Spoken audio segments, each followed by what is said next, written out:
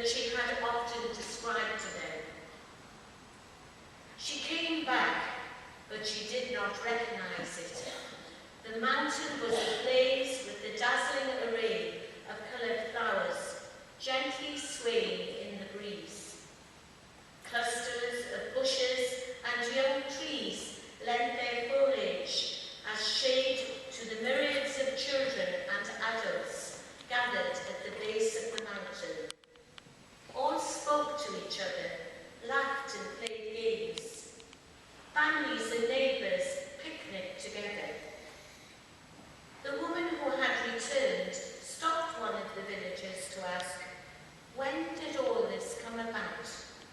The villager replied, "Do you remember that strange old woman who lived here, the one who would wander up and down the mountainside?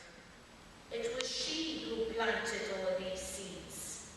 She went out every day, intent on sowing, believing all the while the results would bear fruit."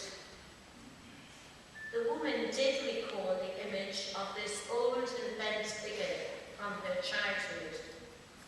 At last she understood the meaning of the words, "I am changing the face of the mountain." I think that's what our sisters have helped to do, walking with you during these 125 years. Over the years, sisters have come, sisters have gone. Sisters have gone to God. There is no limit to the challenge of mercy. Catherine set none. The poor, the needy, the afflicted and suffering cry out, asking for a proof of love, asking for God's word. The sisters have hopefully led this legacy.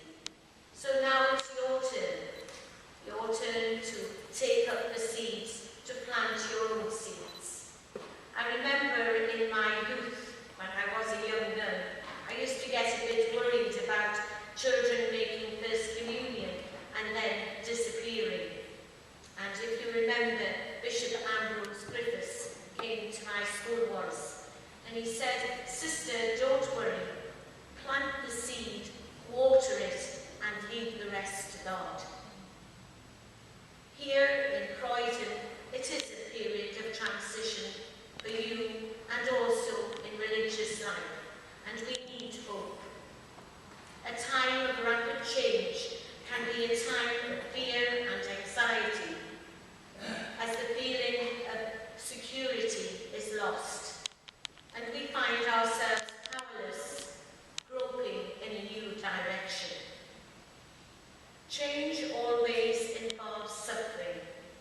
Catherine experienced the seed must die if new life is to emerge. She had wonderful words when she said, "If the order of mercy is my work, the sooner it falls to the ground, the better. If it is God's work, it needs no one." So it is with gratitude, and this year is a special year for mercy. It's 170 years since Catherine died. It's 180 years since we were founded. But our hearts are filled with gratitude to God for those years and for all his blessings to us. We are sad to have reached the decision to put closure on 125 years of mercy ministry in Croydon. And I just thought I'd like to mention that there are other houses that are closed across the country. In Sheffield, in Marycourt, in Whitstable. We're beginning to see that this is the time that the seed must be left to other people to water and to carry forward. The sisters here in Croydon have always spoken highly of the priests of this parish and its parishioners. We are grateful for such unfailing friendship and the collaboration over the years. And remember,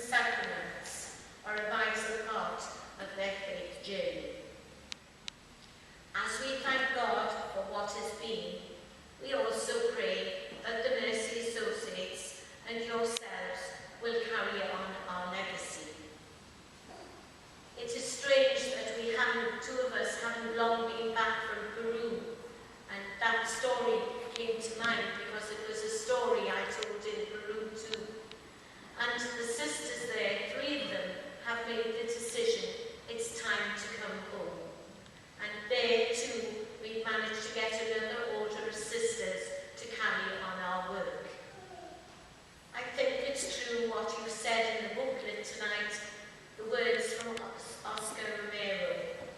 This is what we are about. We plant the seeds that one day will grow. We water seeds already planted, knowing that they hold future promise. We lay foundations that will lead further